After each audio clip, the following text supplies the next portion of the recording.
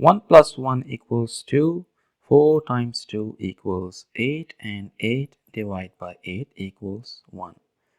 But this answer is not right, because according to the order of operations, we must solve parentheses, then exponents, then multiplication and division, and finally addition and subtraction. Remember, if in any expression you have both multiplication and division present, you must work from left to right, and same applies to addition and subtraction.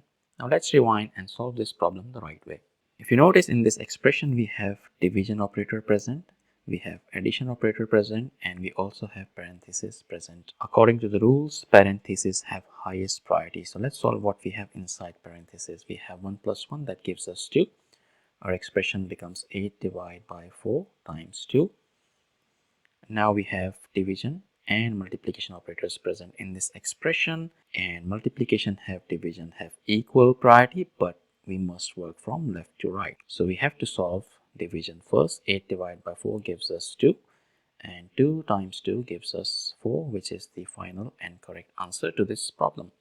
Thank you for watching. Please like the video, comment your answers, and subscribe to our channel.